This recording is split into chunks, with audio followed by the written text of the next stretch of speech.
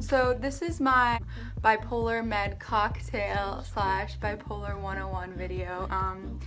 I just want to normalize mental illness and educate people, and I hope me being visible helps someone else and reduces stigma. I also just get the urge to overshare because of my BPD, which stands for borderline personality disorder, which is often confused with bipolar disorder. One's a personality disorder, the other one's a mood disorder. And though they share some overlapping qualities, you can have both. Though there's a lot of stigma in the mental health community, and some think you can't, which is bullshit, come study me. But anyway, this video is about bipolar, so moving along. We're gonna start with the Mac Daddy of bipolar medication, lithium.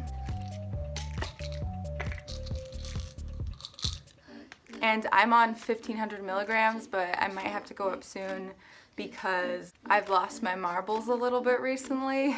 So lithium is a mood stabilizer prescribed for bipolar 1.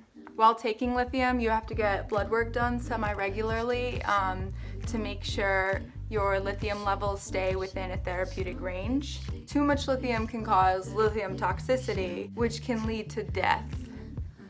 The two main types of bipolar are bipolar 1 and bipolar 2. In bipolar 1, you experience depression and both hypomania and mania, with hypomania preceding mania. In bipolar 2, you only experience depression and hypomania, which is a milder form of mania that doesn't severely impair your functioning in the way mania does.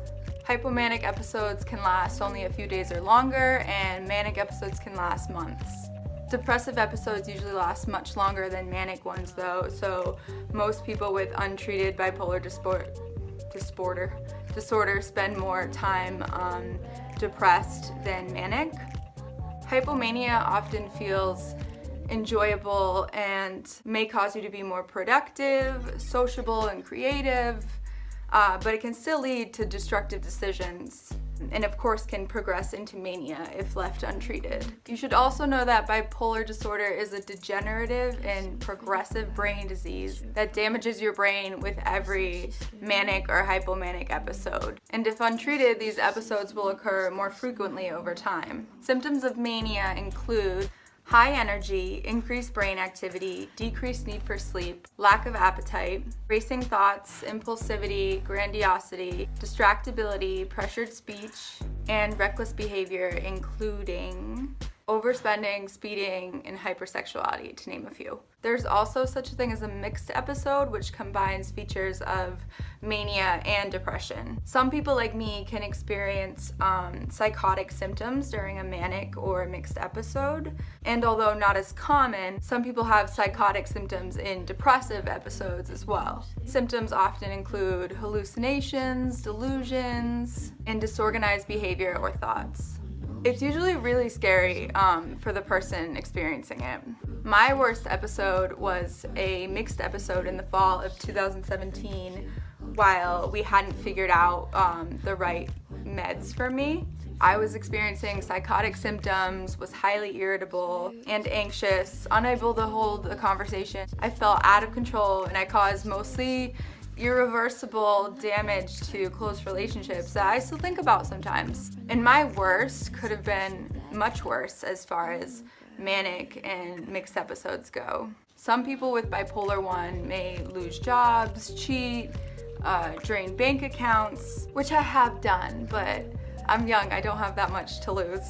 So I actually met someone in the hospital one time who said she thought she could fly and almost jumped off a building. So like, this is a serious condition. 25 to 60% of bipolar people will attempt suicide at least once in their lifetime. That is scary, that's bad. But anyway, during my fall 2017 mixed episode, I was also experiencing hypergraphia, which is the compulsion to write in bipolar disorder, and is what helped me to write this script last week for hours and hours, just reading it over again and again and again, and tweaking again and again and again. So back then I was out of work for 3 weeks, and I was almost admitted to the hospital. I remember I actually brought a pad of sticky notes into the evaluation room with me, and I was just like writing the whole time, like I couldn't stop. My psychiatrist has actually referred to this episode as the one you should have been hospitalized for. Instead, I went inpatient for the second time that year, my first time being earlier in the spring for my very first episode. Mixed episodes also suck because recovery is a lot slower. For like 2 or 3 months after my episode, like my thoughts were thick and cloudy, and I didn't feel like all there. I was experiencing lingering psychosis and mixed symptoms, brain fog from taking such high doses of meds, and also like just the brain fog that occurs naturally after an episode as the brain is healing. It's important to note psychotic symptoms, whether they're caused by a manic or mixed episode, only occur within the episode. When I'm baseline or depressed, I don't have psychotic symptoms. And because I'm on preventative meds that minimize the frequency and severity of episodes, I hardly ever experience psychotic symptoms. However, some people can experience psychotic depression, as previously mentioned, or they can be schizoaffective, which means they experience mood disorder symptoms on top of schizophrenic symptoms, where their psychotic symptoms are not attached to mania or depression. Next, we have Latuda, 60 milligrams. Latuda is a newer antipsychotic. It's a second-generation antipsychotic. First-generation antipsychotics are used less often now because of their high risk of developing movement disorders, like with your mouth, that you can't control. But they do carry a lower risk associated with metabolic changes like weight gain and diabetes. Latuda also treats bipolar depression, which is cool, but often bipolar people need a mood stabilizer and an antipsychotic as maintenance treatment. Seroquel, love-hate relationship.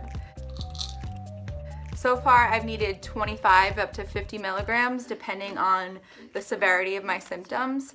800 milligrams is the max dose and is usually prescribed for schizophrenia. So Seroquel is a sedative slash antipsychotic that now I just have for emergencies, like if I notice myself getting hypomanic, and so that I'll get sleep before I can reach my doctor. Sleep is super important in stabilizing your mood when you're bipolar. Things like lack of sleep, social conflict, use of stimulants, antidepressants, and other drugs, and even the season can trigger an episode. Manic or hypomanic episodes are more likely to occur in the spring, and depressive episodes happen more often in the winter. My mouth is so dry. Lamictal, 200 milligrams, my last current medication for bipolar disorder. This I was first prescribed back in the spring of 2017 when I was misdiagnosed with bipolar 2. So this really isn't strong enough for me, but my psychiatrist hasn't had me discontinue it because I have had a few episodes since then and she hasn't wanted to take me off of it yet in case it's helping a little. With Lamictal, you have to gradually increase or decrease the dose, or you're at risk of getting a rash that basically melts off your skin. A lot of bipolar medications have side effects, so you and your doctor need to figure out if the benefits outweigh the side effects. I had to get off Seroquel mainly because I thought I would literally die of constipation, having tried absolutely everything to shit, which would be an example of an intolerable side effect. Thanks for listening. I hope some of this sticks, and I hope you enjoyed my TED Talk.